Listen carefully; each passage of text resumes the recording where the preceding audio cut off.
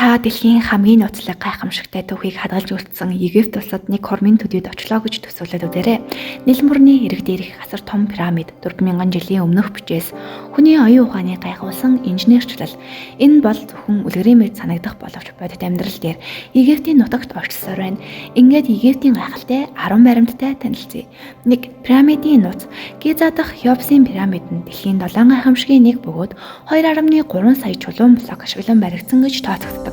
Блок бүрийн жин нь 2.5-аас 15 тонн. Одоо хүртэл тэдгээрийг яаж өргөж байрлуулсныг эрдэмтэд бүрэн тайлбарлаж чадаагүй байна. 2. Нийл мөрний ач холбогдол. Нийл мөрөн бол Египтийн амьдралын их булаг.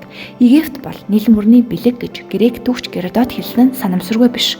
Мянган жилийн турш энэ мөрөн хөдөө аж ахуй, худалдаа, соёл иргэншлийг хөгжүүлсэн. 3. Сфинксийн нүүрний нууц. Гиза дахь агуу сфинкс 73 м урт, 20 м өндөр. Гайхалтай нь сфинксийн хамар болон сахлын зарим хэсэг нь орой алга болсон байдаг.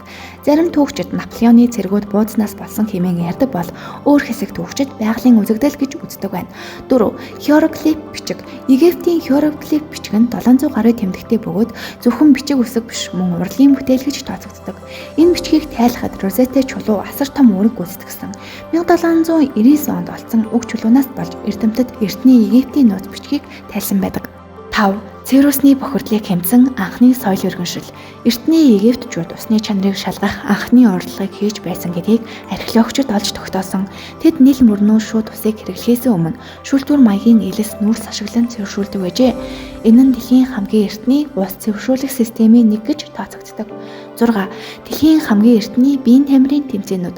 Египтчууд зөвхөн пирамид босгохоос гадна спортод нэлээд хүчтэй байжээ.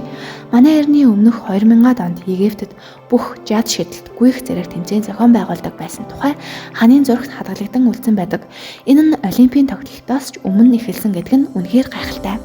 7. Мумигийн тухай нууцуд. Муми бол Египтийн соёлын хамгийн алдартай бэлэг тэмдэг. Фараонуудыг оршуулахдаа тэдний биеийг 70 хоногийн турш нарийн ажиллагаатай бэлтгэдэг байсан. Тэд дотоод эрхтнүүдийг тусад нь аван тусгай савнд хадгалж давас тос болон төрөл бүрийн ургамлаар боловсруулдаг байв. Сонирхолтой нь муми бол зөвхөн хаадын онцгой эрх биш байсан. Чинэлэг хүмүүс ч мумилэгдэх боломжтой байжээ. Өнөөдөр ч Египтийн зарим музейд олон мянган жилийн турш муми хадгалагдсан судлаачид шинэ мэдээлэл өгсөөр байна.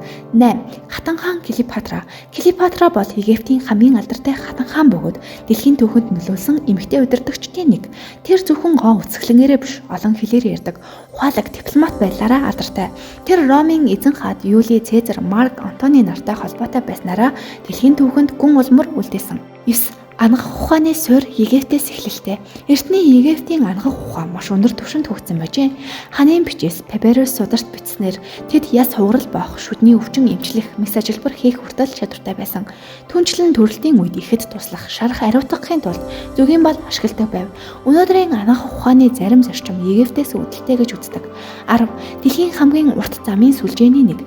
Египтийн эртний хаад пирамид, сүм, орд харш барихын тулд асар их хэмжээний чулуу тэмдэглэх шаардлагатай байсан. Үүний тулд тэд манай эртний өмнөх 2600 онд чулуун зам тавьж эхэлсэн. Судалгаагаар 10 км гаруй урт чулуун замын үлдэгдэл илэрсэн нь дэлхийн хамгийн эртний замын сүлжээний нэг гэж тооцогддог.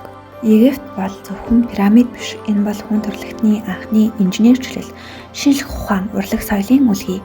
Өнөөдөр ч энэ улс өөрийн нууцаар дэлхийд даярах сая хүнийг татсаар байна. Тэгвэл та Египт очвол хамгийн түрүүнд юу үзмээр байна? Комент хэсэгт бичээрэй.